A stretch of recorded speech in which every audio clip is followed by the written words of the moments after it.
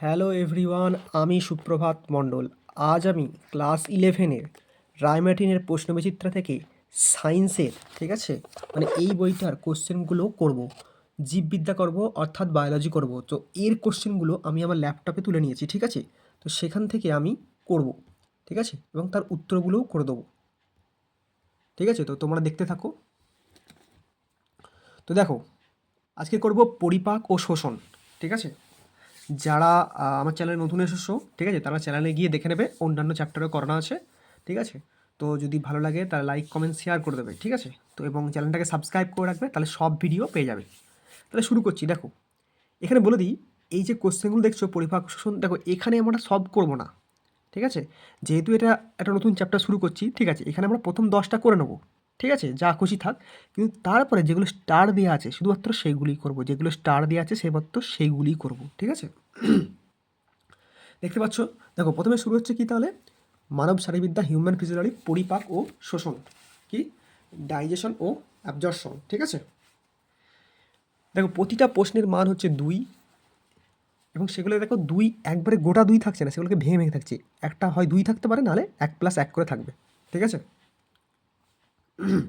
তো কি বললাম, ফার্স্টে আমরা প্রথম 10টা করে নেবো, তাদের স্টার দেওয়া থাক আর না থাক, বাকি বাকি পরেগুলো যেগুলো স্টার দেওয়া শুধুমাত্র সেগুলোই করবো, ঠিক আছে। তাহলে দেখো প্রথম কি বলছে, প্রথম কোশ্চেনটা, মুখ বিভাগের, আমার কারসারটাকে, এই যে কারসার যেটা আছে দেখতে পাচ্ছি, এই যে কারসার, ঠিক আছে, এই কারসারটাকে মানে তীর চিহ্নটাকে লক্ষ্য রাখবে, ঠিক আছে।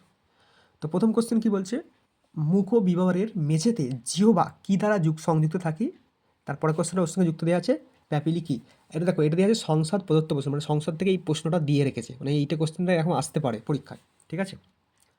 তো দেখো পোস্টে কী বলছে, মুখবিভাগের মেঝেতে জিহ্বা কী দ্বারা যুক্ত থাকে, মানে জীব কী দ্বারা যুক্ত থাকে, এবং প্যাপিলি কী। তাহলে আমরা সবাই জানি জিহ্বা কী দ্বারা যুক্ত থাকে। দেখো তাহলে অ্যান্সারগুলো আমরা দেখে নেবো, ঠিক আছে।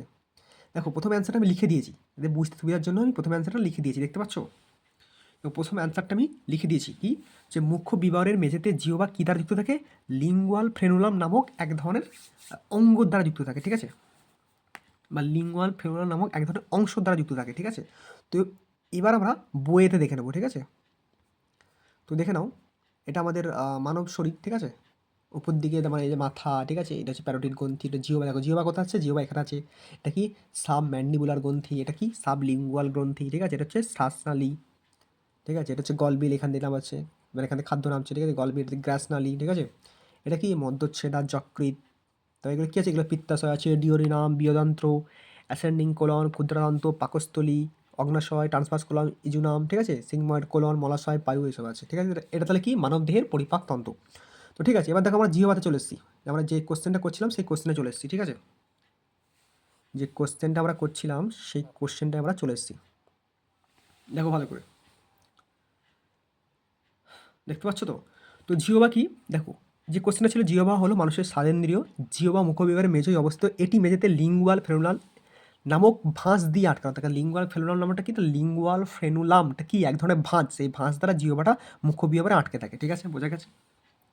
তো যাদের দরকার তারা পুরো জিপটা তুলে নিতে পারো, স্ক্রিনশট তুলে নিতে পারো, ঠিক আছে। এগুলো দেখো, এগুলো সব বইয়েতেই আছে, কিন্তু তবেই আমি করে দিয়েছি কেন, যাদের হয়তো অনেকের বই কেনার ক্ষমতা নেই, ঠিক আছে, বা তারা ঠিক বুঝতে পারছে না যে কোনখান থেকে করব, তো আমি এই পার্টটা তুলে দিয়েছি। তারা স্ক্রিনশট তুলে রাখতে পারো, বইয়ের সঙ্গে মিলিয়ে পড়তে পারো, বা আমার এই স্ক্রিনশটটাও পড়তে পারো, ঠিক আছে, বা খাতাতেও স্ক্রিনশট তুলে তুলে লিখে নিতে পারো অ্যান্সারগুলো, ঠিক আছে। মানে আমি বলতে চাইছি এই কোশ্চেনের অ্যান্সারগুলো, ঠিক আছে, উত্তরগুলো তোমাদের খাতাতে লিখে নিতে পারো, বা বইয়ে দাগ দিয়ে রাখতে পারো, বা বইয়ে কোশ্চেন ব্যাংক বলে পাশাপাশি লিখে রাখতে পারো। ধরো এখানটা গেলে, এখানটা লিখে রাখলে যে কোশ্চেন ব্যাংকের কোশ্চেন বলে, ঠিক আছে, বোঝা গেছে। তারপরে কোশ্চেনটা কী ছিল মনে পড়ছে, যে ওর সঙ্গেই ছিল, কী ছিল মনে পড়ছে, যে প্যাপিলি কাকে বলে। এই দেখো কী ছিল, যে প্যাপিলি কি। তাহলে দেখো প্যাপিলি হচ্ছে ওর সঙ্গেই আছে, জিওবার কাছেই আছে, এই দেখো প্যাপিলি, দেখতে পাচ্ছ, বলছে জিওবার উপরিভাগে, ঠিক আছে, এইখানে জিওবার উপরিভাগে অসংখ্য ছোট বড় অভিক্ষেপ লক্ষ্য করা যায়, এদের প্যাপুলি বলে, ঠিক আছে। কি, তাহলে জিওবার উপরিভাগে অসংখ্য ছোট বড় অভিক্ষেপ লক্ষ্য করা যায়, এদের প্যাপিলি বলে, ঠিক আছে। এই প্যাপিলিকে 4 রকমভাবে ভাগ করা যায়, ঠিক আছে। আমরা এখানে 2 রকম দেখতে পারি, সার্কাম ভ্যালেট প্যাপিলি, ঠিক আছে, ফিলিপফর্ম প্যাপিলি, ঠিক আছে। এইটু শুধু মনে রাখবে যে প্রতিটি, এখানে ছিল আমাদের কোশ্চেনটা কী ছিল, প্যাপিলি কী।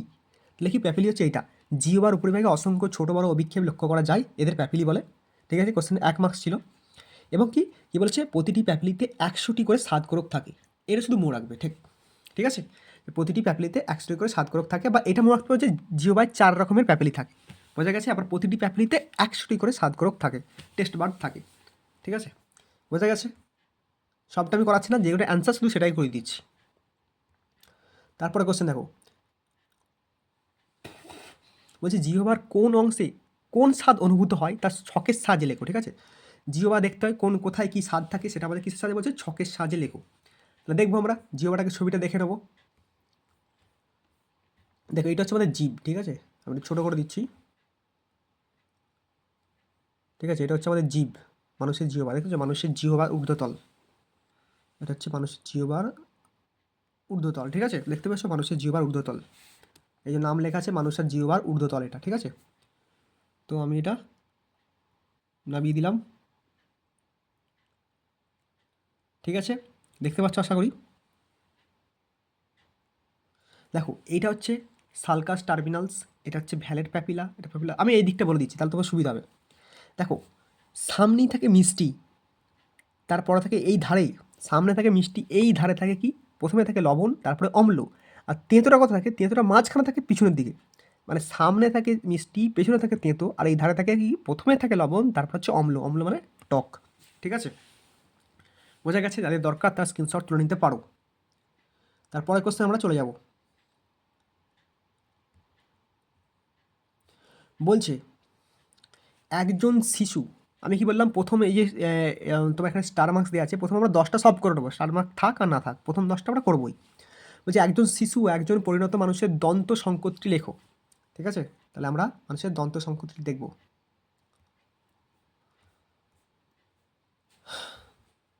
দেখতে পাচ্ছ, তো দেখো এইটা হচ্ছে দন্ত সংকেত, কোনটা,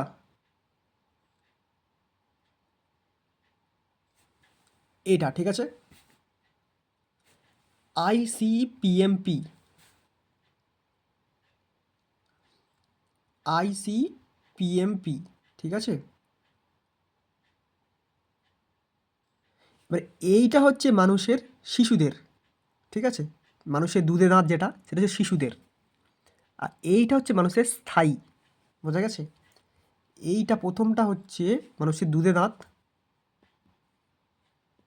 এক সেকেন্ড, এইটা হচ্ছে মানুষের দুধে দাঁত, এইটা হচ্ছে মানুষের কি, দেখতে পাচ্ছ, এইটা হচ্ছে মানুষের দুধে দাঁত, আর এইটা হচ্ছে মানুষের স্থায়ী দাঁত। এইটা হচ্ছে দুধে দাঁত, এটা হচ্ছে স্থায়ী দাঁত। তো এইটা কোনটা কি মনে রাখবো, দেখো আই মানে হচ্ছে ইনসিজার, ঠিক আছে, সি মানে ক্যানাইন, এম মানে মোলার, পি মানে প্রিমোলার, ঠিক আছে। তো যেগুলো যারা বাচ্চা ছেলেদের থাকে তাদের দুধে দাঁত কটা হয়, 20টা হয় টোটাল, আর যারা প্রাপ্তবয়স্ক হয় তাদের হয় টোটাল 32টা, ঠিক আছে, 32টা মনে থাকবে। এই দেখো ছোটোদের কটা, বড়োদের কটা, 32টা, বড়োদের হচ্ছে 32টা, আর ছোটোদের হচ্ছে 20টা, ছোটোদের কটা 20টা, ঠিক আছে, মনে থাকবে। এবার কীভাবে মনে রাখবো, দেখো আই হচ্ছে 2/2, মানে ওপর দিকে যেটা দুটো, নিচের দিকে দুটো, সি হচ্ছে 1/1, মানে ওপরের দিকেও ক্যানাইন একটা, নিচেও একটা, প্রিমোলার হচ্ছে ওপরে দুটো প্রিমোলার, নিচে দুটো মোলার, আর এম হচ্ছে 3টে, ওপরে 3টে। ভালো করে শোনো, এখানে দাঁতগুলো এরমভাবে আছে, মানে এটা এক পাটি, ঠিক আছে, এর ওই দিকে এক পাটি আছে, মানে এর ওই দিকে এক পাটি আছে, এবার বোঝা গেছে। মানে এই দেখো, তো যদি মুখটাকে যদি চওড়া করি, এরকম 4 ভাগে ভাগ করতে হবে, এদিকে দুটো, এদিকে দুটো, এবার এইদিকে দুটো, এইদিকে দুটো, বোঝা গেছে, এরকমভাবে থাকবে, মানে এইটা একটা, এর নিচে হচ্ছে একদিকে একটা, হলো, আবার এইদিকে একটা, এইদিকে একটা, মানে 4টে ভাগে ভাগ করা যায়, এরকম 4টে, এরকম 4টে ভাগে ভাগ করা আছে, ঠিক আছে। এটা তো সব বই আছে, তো এটা বললাম কি, এটা হচ্ছে শিশুদের, আর এটা হচ্ছে কি প্রাপ্তবয়স্কদের, ঠিক আছে। তারপরে কোশ্চেন আমরা চলে যাব, দেখো কি বলছে, মানবদন্তকে থেকোডন্ট ও ডাইফিডন্ট বলা হয় কেন, ঠিক আছে, ওখানেই আছে, দাঁতের কাছেই আছে, আমরা দেখে নেবো। দেখো থেকোডন্ট ও হেটারোডন্ট বা ডাইফিডন্ট কেন বলা হয়, ঠিক আছে। দেখো মানুষের দাঁতগুলি চোয়ালের অস্থির সকেটে বসানো থাকে। থেকোডন্ট কী জিনিস তাহলে, মানুষের চোয়ালের মধ্যে দাঁতগুলো বসানো থাকে, তো সেই জন্য বলে থেকোডন্ট। আর হেটারোডন্ট তাহলে কি, হেটারোডন্ট হচ্ছে মানুষের বিভিন্ন রকমের দাঁত আছে, ঠিক আছে। হেটারোডন্ট কী হচ্ছে, মানুষের বিভিন্ন রকমের দাঁত আছে, প্রতি চোয়ালে অর্ধভাগে 2 থেকে 4টি, এই যে জিনিসটা এটা লেখা আছে, এটা এখানে লেখা আছে, ঠিক আছে। আর ডাইফিডন্ট, দেখো এখানে কী কী বলেছে, এখানে বলছে থেকোডন্ট ও ডাইফিডন্ট। ডাইফিডন্ট মানে হচ্ছে দুবার, ডাইফিডন্ট মানে হচ্ছে দুবার। এখানে এটা হচ্ছে হেটেরোডন্ট, আর এটা হচ্ছে থেকোডন্ট। ডাইফিডন্ট মানে দুবার, ডাইফিডন্ট মানে দুবার। তাহলে একবার তো কোথায় থাকে, একবার হচ্ছে দুধের দাঁত থাকে, আর একবার কি হচ্ছে দুধের দাঁতগুলো ভেঙেছে আবার প্রাপ্তবয়স্ক দাঁত তৈরি হয়, ঠিক আছে? সেই জন্য মানুষের দাঁতকে ডাইফিডন্ট বলা হয়, ঠিক আছে? মনে থাকবে, মানুষের দাঁত দুবার তৈরি হয়। একবার হচ্ছে যখন জন্মাবার সঙ্গে সঙ্গে আস্তে আস্তে ধীরে ধীরে দাঁত তৈরি হয় এবং সেটা 5 থেকে 10 বছরের মধ্যে ভেঙে যায়, ঠিক আছে? ওটা হলো দুধের দাঁত। তারপরে হচ্ছে আবার 10 থেকে, যাদের ছোটো, যাদের তাড়াতাড়ি ভাঙে, কি 6 থেকে কি 10 থেকে কি 11 থেকে, তখন আবার নতুন দাঁত তৈরি হয়, সেইগুলো হচ্ছে প্রাপ্তবয়স্কদের দাঁত। সো সেই জন্য কি দুবার দাঁত পাওয়া যাচ্ছে, দুবার দাঁত পাওয়া যাচ্ছে, তাই বলা হয় ডাইফিডন্ট, তাই বলা হয় ডাইফিডন্ট, ঠিক আছে? গলবিলের অবস্থান ও কাজ, চলো দেখে নেবো আমরা। দেখে নাও গলবিল। আচ্ছা, গলবিল দেখিয়ে দিচ্ছি। দেখো এটা হচ্ছে গলবিল, দেখতে পাচ্ছ তো? দেখো গলবিল, গলবিল কি বলছে, মুখগহ্বরের পরবর্তী অংশকে বলা হয় গলবিল। এটি করটির গোড়া থেকেই ক্রিকয়েড তরুণাস্থি পর্যন্ত বিস্তৃত থাকে। এর দৈর্ঘ্য প্রায় 5 থেকে 6 ইঞ্চি। গলবিল 3টি অংশে বিভক্ত, ঠিক আছে? বোঝা গেছে? মুখগহ্বরের পরবর্তী অংশকে বলা হয় গলবিল। এটি করটির গোড়া থেকে ক্রিকয়েড তরুণাস্থি পর্যন্ত বিস্তৃত থাকে। এর দৈর্ঘ্য 5 থেকে 6 ইঞ্চি। গলবিল 3টে অংশে বিভক্ত। কি গলবিল? শোনো, এখানে এখানে আর কিছু চাইনি। এখানে আমার যেটা কোশ্চেন চেয়েছিল যে গলবিল, গলবিলের অবস্থার ও কাজ, ঠিক আছে? আচ্ছা, আমি যদি এটা বড় করে দেখিয়ে দিচ্ছি তোমাদেরকে, বড় করেই দেখিয়ে দিচ্ছি,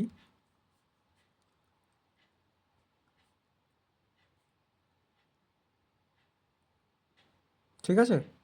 এক সেকেন্ড দাঁড়াও, ওয়েট করো একটু।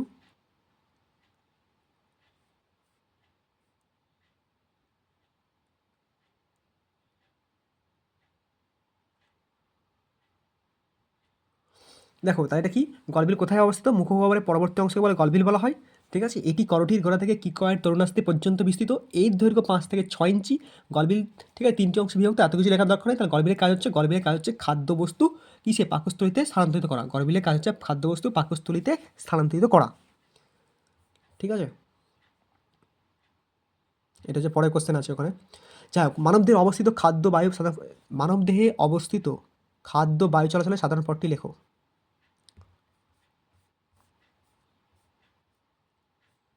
তো আমি এখানে প্রথমে ফিরে যাব। এইটা আমার সাথের কোশ্চেন হচ্ছে এইটা, খাদ্য গলাধ করার সময় কোথায় গেল? এক সেকেন্ড, এক সেকেন্ড,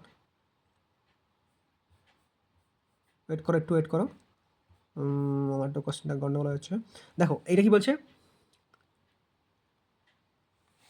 দেখতে পাচ্ছ তো? মানবদেহে অবস্থিত খাদ্য বায়ু চলাচলের সাধারণ পথটি লেখো। দেখো, এটা আমি উত্তরটা এখানে করা নেই, ঠিক আছে? তবে আমি বলে দিচ্ছি, ওটা হবে তোমার, এটা কি দেওয়া আছে, ওটা হবে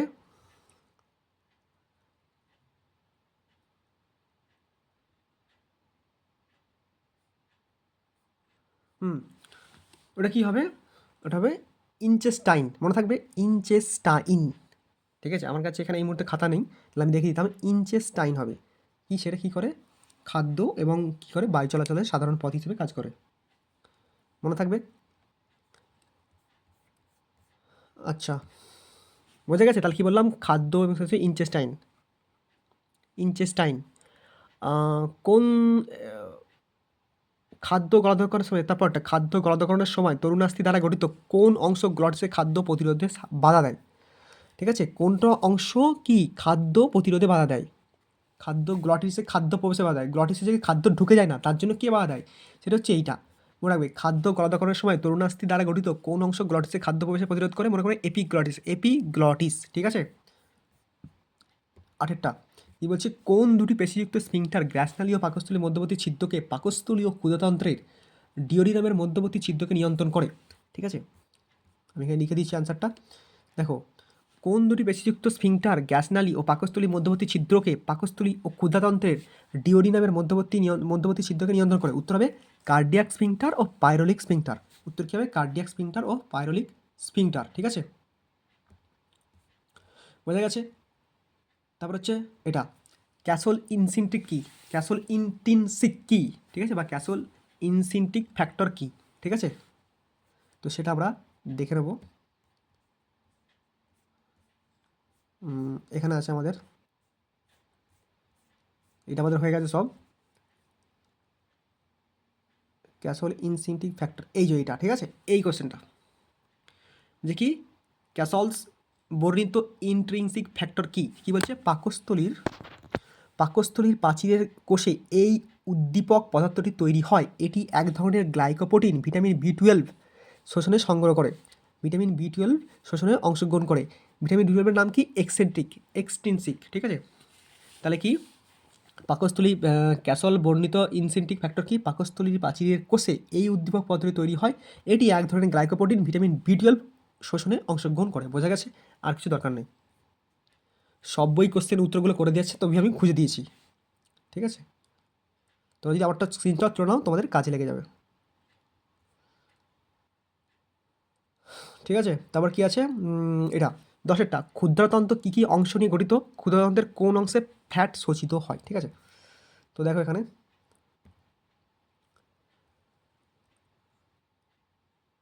দেখতে পাচ্ছ, সেটা বেঁকে গেল, দেখতে পাচ্ছ তো, দেখো বলছে ক্ষুদ্রতন্ত্র কী অংশ, দেখো পাকস্থলী, এটা ক্ষুদ্রতন্ত্র, ঠিক আছে, এটা হচ্ছে ক্ষুদ্রতন্ত্র। পাকস্থলীর পরবর্তী অংশকে বলা হয় ক্ষুদ্রতন্ত্র। এটি একটি লম্বা প্যাঁচানো নালী যার দৈর্ঘ্য প্রায় 6 থেকে 5 মিটার। ক্ষুদ্রতন্ত্র পাইরোলিক অঞ্চল থেকে ইলিওসিকাল ভালভ পর্যন্ত বিস্তৃত। এটি অ্যাবডোমিনাল ক্যাভিটির মাঝে ও নিচের দিকে অবস্থান করে। ক্ষুদ্রতন্ত্র 3টি অংশে বিভক্ত, যথা ডিওডিনাম, জেজুনাম, ইলিয়াম। মনে থাকবে, ক্ষুদ্রডিয়াম 3টি অংশে বিভক্ত, ডিওডিনাম, জেজুনাম ও ইলিয়াম, ঠিক আছে। আচ্ছা, তারপরে কোশ্চেন, এটা হয়ে গেল 11টা, হয়ে গেল এই 10টা হয়ে যাবে 11টা। 11 কি বলছে, ভিল্লি কি এর কাজ কি, ভিল্লি কি এর কাজ কি, ওখানেই ছিল, আমরা দেখে নেবো ভিল্লি কি এর কাজ কি, ভিল্লি কি এর কাজ কি, ঠিক আছে। আচ্ছা, ভিল্লি কি এর কাজ কি ওখানেই আছে, আমরা কোথায় এখনই দেখে নেবো। এই দেখো, দেখতে পাচ্ছ ভিল্লি, বলছি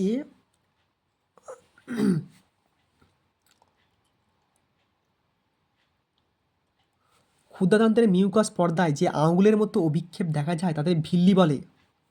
ভিল্লি শোষণতল বৃদ্ধি করেও শোষণে সাহায্য করে, মনে থাকবে। তাহলে ভিল্লি কি, এখানটা স্ক্রিনশট তুলবো, কি লিখবো, এখানটা লিখে রাখবো বা স্ক্রিনশট তুলে রাখবো, কী করবো, যে ভিল্লি কি, ভিল্লি হলো ক্ষুদ্রাতন্ত্রের মিউকাস পর্দায় যে আঙুলের মতো অভিক্ষেপ দেখা যায় তাদের ভিল্লি বলা হয়। ভিল্লি শোষণ তল বৃদ্ধি করে এবং শোষণে সাহায্য করে, ব্যাস এটুকু বললেই হবে, ঠিক আছে। তো তারপরে কোশ্চেন আমরা চলে যাব, ভিল্লি হয়ে গেল। তারপর কি বলছে, ল্যাকটিয়াল কি এটি কোথায় অবস্থিত, ল্যাকটিয়াল কি এটি কোথায় অবস্থিত, ঠিক আছে, ল্যাকটিয়াল কি এটি কোথায় অবস্থিত, সেটা আমরা পেয়ে যাবো, দেখো এক্ষুনি পেয়ে যাবো। দেখো তোমরা ভিল্লিটা এখান থেকে পড়তে পারো, ভিল্লিটা এখানেও পড়তে পারো, একই লেখা আছে যে ক্ষুদ্রতন্ত্রের প্রাচীরের স্তরগুলি হলো সেরা স্তর, প্যাসি স্তর, অর্ধ স্লেমা স্তর ও স্লেমা স্তর, ঠিক আছে। ক্ষুদ্রতন্ত্রের স্লেমা স্তরে যে অসংখ্য আঙুলের মতো প্রবর্ধক থাকে তাদের ভিল্লি বলে, একই জিনিস। প্রতিটি ভিলাসের ক্ষেত্রে জালক পরিবেষ্টিত ল্যাকটিয়াল নামে লাসিকাবাহ থাকে। তাহলে ল্যাকটিয়াল কী জিনিস হলো, প্রতিটি ভিলাসের কেন্দ্রে জালক পরিবেষ্টিত ল্যাকটিয়াল নামে লসিকা বাহু থাকে। ভিলাই স্তম্ভাকার আবরণী কোষ দিয়ে আবৃত থাকে, ঠিক আছে। তাহলে ল্যাকটিয়াল কি হলো, তাহলে ল্যাকটিয়াল কি, ল্যাকটিয়াল হচ্ছে প্রতিটি ভিলাসের কেন্দ্রে জালক পরিবেষ্টিত ল্যাকটিয়াল নামক লসিকা বাহু থাকে, ব্যাস ওটা হলো ল্যাকটিকাল। আর কিছু এখান থেকে পড়তে হবে না, 1 নম্বরের কোশ্চেন উত্তর আমরা পেয়ে গেছি।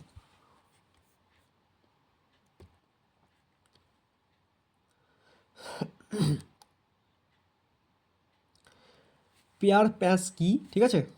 দেখো আমি আমি আগেই বললাম যে 10 পর্যন্ত আমরা করবো সব, বাকি যেগুলো স্টার দেওয়া আছে সেগুলি করবো, ঠিক আছে, কারণ সেগুলো আমাদের সিলেবাসের মধ্যে আছে। তো এই যে 13টা দেখো কী দিয়ে আছে, পেয়ার প্যাচ, ঠিক আছে, এর এই কোশ্চেনের স্টার দেওয়া আছে, এইটা নয়, এই কোশ্চেনের স্টার দেওয়া আছে, ঠিক আছে, সেই জন্য আমি এটা করবো। তো পেয়ার প্যাচ কি,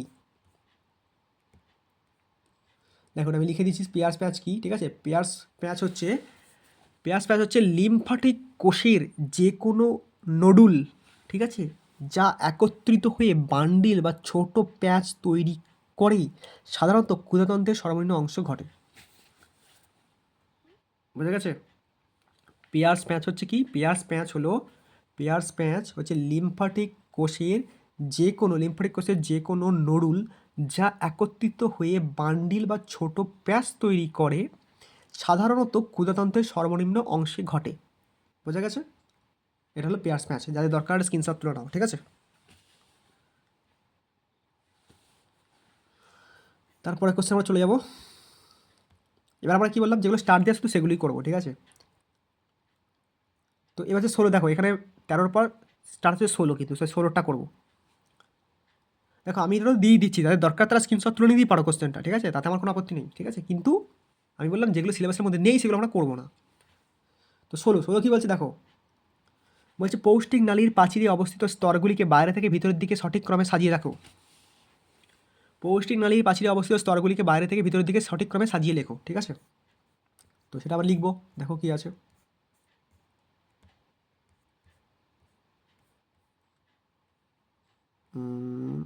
দাঁড়া 1 সেকেন্ড দাঁড়াও। দেখো এটা হচ্ছে পৌষ্টিক নালীর প্রাচীর, সাধারণত 4টি স্তরের সমন্বয়ে গঠিত, দেখতে পাচ্ছ এটা সব বইয়েতেই আছে। পৌষ্টিক প্রাচীর সাধারণত 4টি স্তরের সমন্বয়ে গঠিত। প্রস্থচ্ছেদে এই স্তরগুলি বাইরে থেকে ভিতরের দিকে নিম্নরূপ, ঠিক আছে। কী কী স্তর? সেরা স্তর, ঠিক আছে, টিউনিকা সেরোসা, বহিস্থ স্তর, আমি বাংলাগুলি বলছি, বহিস্থ স্তর, অর্ধশ্লেমা স্তর এবং শ্লেমা স্তর, ঠিক আছে। এই ছবিটা তোমরা দেখে রাখতে পারো, এই ছবিটা, ঠিক আছে, দেখে নিয়েছো।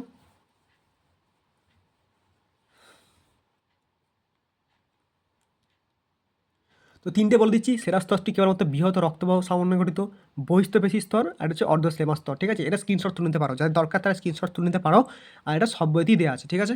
আমরা শুধু 1 নম্বরে কোশ্চেন করছি, তাই সবটা আমরা বলছি না।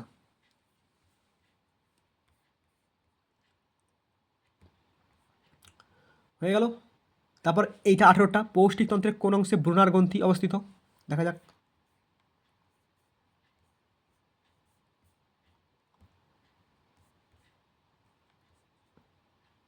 আচ্ছা আমি এটা কি আমরা,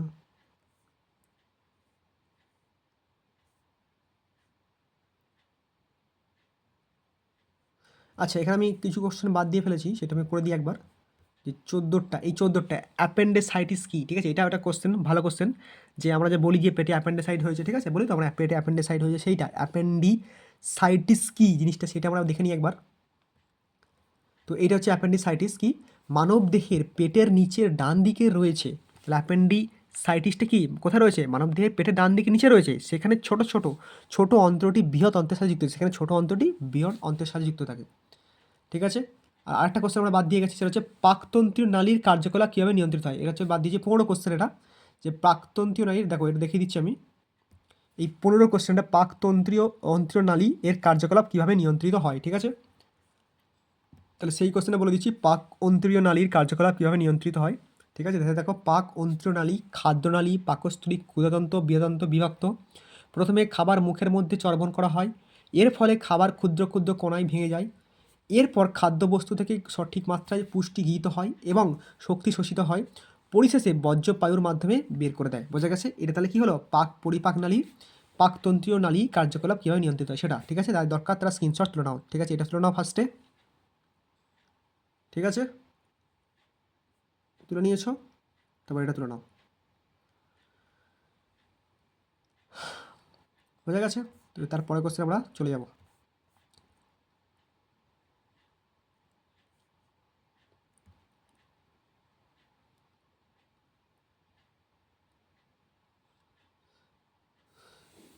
বলছে পৌষ্টিক নালীর কোন, দেখো পৌষ্টিক কী বলছে, পৌষ্টিক তন্ত্রে কোন অঙ্গে প্রোটিন বিপাককারী উৎসেচক ক্ষরণ হয় না।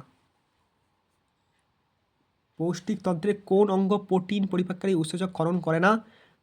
অক্সিনটিক কোষ পৌষ্টিক নালী কোন অংশে অবস্থিত, ঠিক আছে। তো দেখা যাক আমাদের কোশ্চেন কী করে দেওয়া আছে। প্রথম কথা হলো এই কোশ্চেনের স্টার দেওয়া আছে, এই কোশ্চেনের কিন্তু স্টার দেওয়া নেই, ঠিক আছে। দেখা যাক আমরা উত্তর কোনটা করব।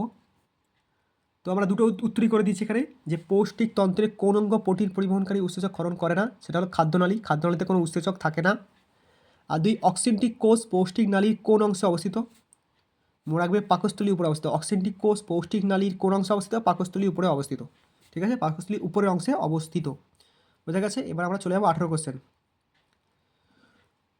18 কোশ্চেন, 17 হয়ে গেল, 18। পৌষ্টিক তন্ত্রের কোন অংশে ব্রুনার গ্রন্থি অবস্থিত? এই গ্রন্থিতে কী করতে হয়, আজ দেখা যাক কী হয়।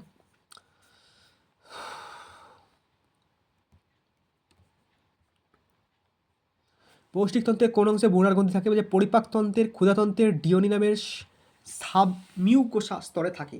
তাহলে পৌষ্টিকতন্ত্রের কোথায় ব্রুনার গ্রন্থি থাকে? পৌষ্টিকতন্ত্রে বা পরিপাকতন্ত্রের ক্ষুদ্রাতন্ত্রের ডিওডিনামের সাবমিউকাস স্তরে কে থাকে? এই ব্রুনার গ্রন্থি থাকে, এই ব্রুনার গ্রন্থিটা থাকে।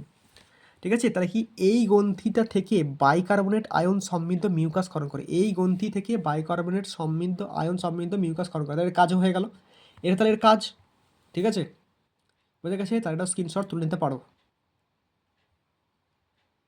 ঠিক আছে, তারপরে চলে যাচ্ছি আমরা কোশ্চেন, যে কিপস অফ লিভার কুন কি? ঠিক আছে,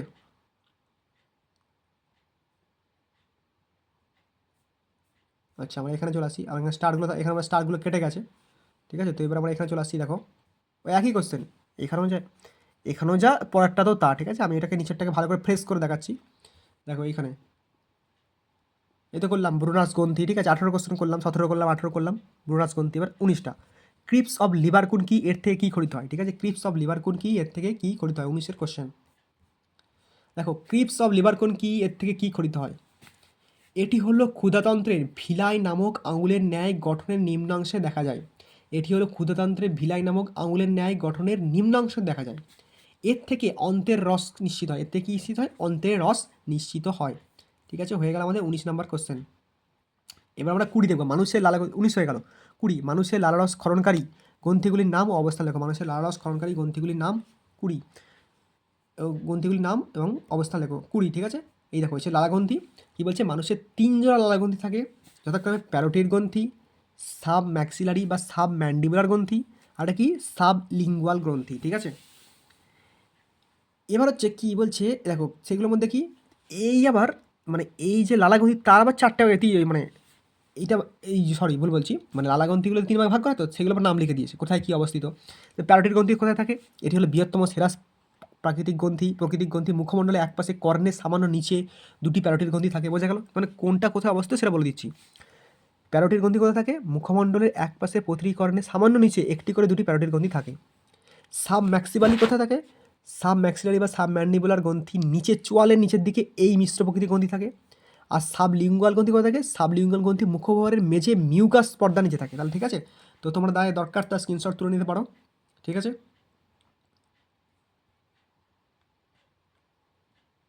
ঠিক আছে, আশা করি বুঝতে পেরেছো। লাস্ট হচ্ছে লালাগ্রন্থির কাজ। দেখো লাস্ট হচ্ছে লালাগ্রন্থির কাজ কি? লালাগ্রন্থির কাজ বলেছে। ঠিক আছে, তো এইটা লালাগ্রন্থির কাজ হচ্ছে কি, দেখো বলে দিচ্ছি, এইটা হচ্ছে কি বলছি, লালাগ্রন্থির কাজে লালাগ্রন্থি লালারস ক্ষরণ করে। দেখতে পাচ্ছ আমার এই স্কারসারটা দেখতে পাচ্ছ, লালাগ্রন্থি লালারস ক্ষরণ করে। ঠিক আছে, তারপর কী বলছি, লালারস স্থিত উৎসেচক টায়ালিন শ্বেতসার পরিপাকে সাহায্য সাহায্য করে। লাইসোজোম খাদ্যবস্তুর সঙ্গে মিশ্রিত ব্যাকটেরিয়া ধ্বংস করে। তাহলে এটা হচ্ছে লালাগ্রন্থির কাজ। ঠিক আছে, কী কী আছে তাহলে? লালাগ্রন্থি লালারস ক্ষরণ করে, লালারস স্থিত উৎসেচক টায়ালিন শ্বেতসার পরিপাকে সাহায্য করে, লাইসোজোম খাদ্যবস্তুর সঙ্গে মিশ্রিত ব্যাকটেরিয়া ধ্বংস করে। বোঝা গেছে? হয়ে গেল আমার কত কোশ্চেন? 20 কোশ্চেন হয়ে গেল। ঠিক আছে, এবার হচ্ছে 21 হয়ে গেল মানবদেহে লালাগ্রন্থির কাজ। তো বলেই দিলাম মানবদেহে লালাগ্রন্থির কাজ। ঠিক আছে, আমি আর বলেছি যেগুলো শুধু স্টার সেগুলো করবো। তাহলে এবার 22-এর স্টার দেওয়া নেই, করবো না। 21-এরটা স্টার দিয়ে, 23-এরটা স্টার দেওয়া ছোটো করবো। তাহলে কি টায়ালিন কি? তো দেখে নিই আমার টায়ালিন কি। দেখতে পাচ্ছ আশা করি। দেখো টায়ালিন কি? টায়ালিন হলো একটি শর্করা পরিবহনকারী এনজাইম। হেয়ার টনস ডাক্ট পৌষ্টিকতন্ত্রের, আচ্ছা এটা সরি টায়ালিন কী বলে, শুধু এইটুকুই দেখবো আমি। টায়ালিন কি? টায়ালিন হলো কি? টায়ালিন হলো একটি শর্করা পরিবহনকারী এনজাইম। তা টায়ালিন কি? একটি শর্করা পরিবহনকারী এনজাইম। ঠিক আছে, বোঝা গেছে? দরকার তারা স্ক্রিনশট তুলে নাও। তারপর কোশ্চেন, ওর সঙ্গে দেখো এই কোশ্চেনের সংসদ নমুনায় দিয়েছে, তো সেই জন্য আমরা করবো। এই কোশ্চেনের সংসদ নমুনায় দিয়েছে। ঠিক আছে, মানে কত কোশ্চেন আছে? হেয়ার টনস ডাক্ট কি? হেয়ার টনস ডাক্ট পৌষ্টিকতন্ত্রের কোন অংশের সঙ্গে যুক্ত? এটা সংসদে পড়েছে, মানে সংসদ থেকে, মানে বোর্ড থেকে এই কোশ্চেনটা দেওয়া আছে, সেই জন্য এটা আমরা করবো। কি আবার কোশ্চেনটা বলে দিচ্ছি, হেয়ার টনস ডাক্ট পৌষ্টিকতন্ত্রের কোন অংশের সঙ্গে যুক্ত? মানে হেয়ার স্টোন ডাক পৌষ্টিকতন্ত্রের কোন অংশের সঙ্গে যুক্ত? ওটা মুখগহ্বর। ঠিক আছে, হেয়ার স্টোন ডাক কোথায় অবস্থিত? মুখগহ্বরে অবস্থিত, বা কার সঙ্গে যুক্ত? মুখগহ্বরের সঙ্গে যুক্ত। ব্যাস এটুকু মনে রাখলেই হবে। হয়ে গেল 23। এবার আমরা পরের কোশ্চেন 24 দেখব। দেখো 24 কোশ্চেন কী বলছে?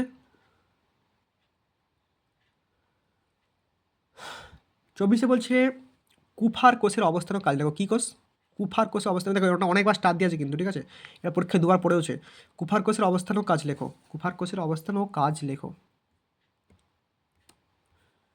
দেখো কুফার কোষের অবস্থান ও কাজ ভালো করে দেখে নাও। কুফার কোষের অবস্থান ও কাজ, কুফার কোষ যকৃতের সাইনোসয়েডের লুমেনের মধ্যে অবস্থিত। কুফার কোষ যকৃতের সাইনোসয়েডের লুমেনের মধ্যে অবস্থিত। এর প্রধান কাজ লিভারের রোগ প্রতিরোধ করা, এর প্রধান কাজ লিভারের রোগ প্রতিরোধ করা, এর প্রধান কাজ লিভারের রোগ প্রতিরোধ করা, ঠিক আছে। তারপরে কোশ্চেন দেখতে পাচ্ছ আশা করি। আচ্ছা আমি একটু বড় করে দিচ্ছি তাহলে সুবিধা হবে। দেখো 25-এরটা করবো না, 25-এর দাগ দেওয়া নেই, স্টার দেওয়া নেই, সরি স্টার দেওয়া নেই। 26-এটা অগ্ন্যাশয়ের কাজ, 26 হচ্ছে অগ্ন্যাশয়ের কাজ, তোমরা দেখে নিই। দেখো অগ্ন্যাশয়ের কাজ কি দেখতে পাচ্ছ আশা করি। আচ্ছা এখানে আমার তোমরা কি দেখতে পাচ্ছ, দেখতে কি পাচ্ছ? আচ্ছা আমি দেখিয়ে দিচ্ছি, দেখে নাও। অগ্ন্যাশয়ের কাজ, ঠিক আছে, এটা যার দরকার স্ক্রিনশট তুলে নাও, আগে থেকে বলে দিচ্ছি।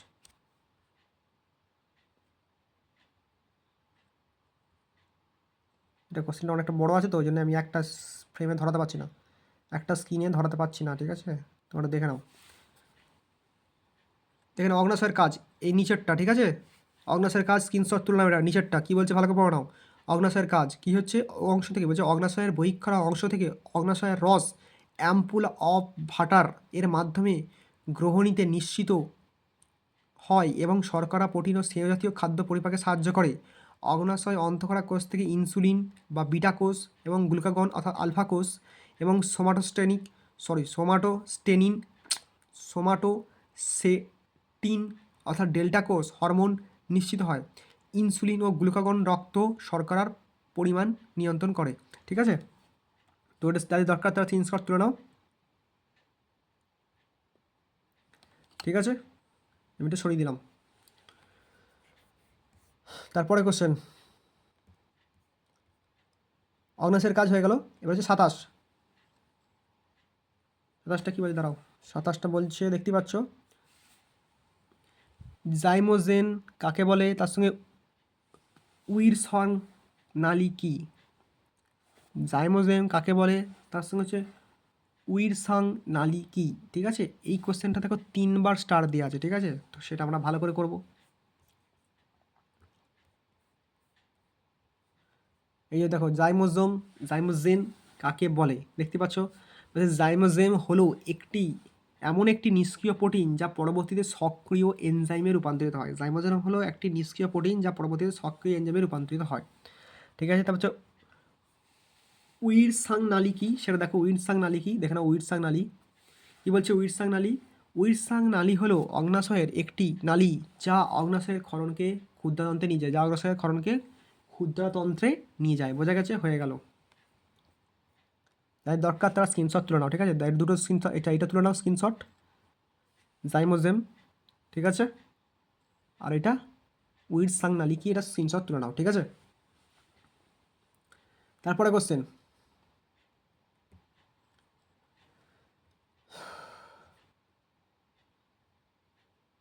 28 কি বলছে, অ্যাম্পুল অফ ভাটার কি এর অবস্থান লেখো, অ্যাম্পুল অফ ভাটার কি এর অবস্থান লেখো, ঠিক আছে, অ্যাম্পুল অফ ভাটার কি এর অবস্থান লেখো।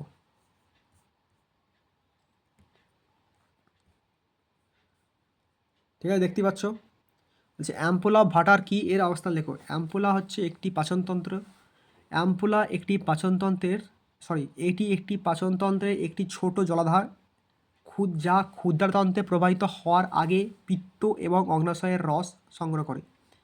তো অ্যাম্পুলা ভাটার কি, এটি হলো পাচনতন্ত্রের একটি ক্ষুদ্র ছোট জলাধার, এর কাজ কি, যা ক্ষুদ্রাতন্ত্রে প্রবাহিত হওয়ার আগে পিত্ত ও অগ্ন্যাশয়ের রস সংগ্রহ করে, বোঝা গেছে, এটা হলো কাজ হয়ে গেল। যাই দরকার তার স্ক্রিনশট তুলে নাও, ঠিক আছে, আমি এটা সরিয়ে দিলাম।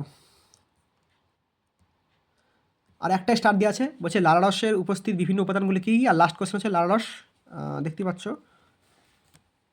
আচ্ছা তোমাদের দেখিয়ে দিই, লাস্ট কোশ্চেন হচ্ছে এই যে লাস্ট কোশ্চেন কী বলছে, লালারসের উপস্থিত, লাস্ট কোশ্চেন 29 আর 30, লালারসের উপস্থিত বিভিন্ন উপাদানগুলির নাম লেখো, লালারসের পিএইচ কত হবে। লালারসের পিএইচটা বলে দিই, লালারসের পিএইচ হচ্ছে 6 থেকে 8 বা 6 থেকে 7.5 বলতে পারো, ঠিক আছে। লালারসের পিএইচ হলো 6 থেকে 7.5, 6 থেকে 7.5 লালারসের পিএইচ। আর লালারসের উপস্থিত উপাদানগুলি কী কী, সেটা আমরা আগেই পড়ে নিচ্ছি। লালারস কী কী ছিল, লালারসটা আমরা আগেই পড়ে নিয়েছিলাম। দেখো লালার গ্রন্থি এখানে আমরা পড়ে নিয়েছিলাম, ঠিক আছে।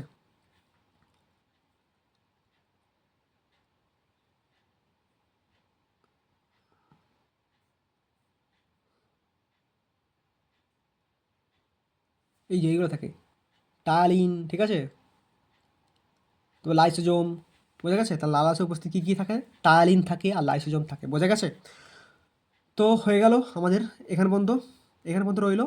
পরের দিন আমি আশা করছি পরেরটা বা এর পরের কোশ্চেনগুলো নিয়ে আসবো, বা তোমাদের যদি কমেন্ট করে জানাও যে তোমাদের এরপর কোনগুলো লাগতে পারে, আমি সেগুলো আগে নিয়ে আসবো তাহলে, ঠিক আছে। যদি ভালো লাগে তাহলে লাইক কমেন্ট অ্যান্ড শেয়ার করে দিও, ঠিক আছে। একটা ভিডিও বানাতে অনেক কষ্ট হয়, ঠিক আছে। এতগুলো আমি লিখেছি কোশ্চেন, তারপর এখানে আবার কেটে কেটে তোমাদের দেখিয়েছি।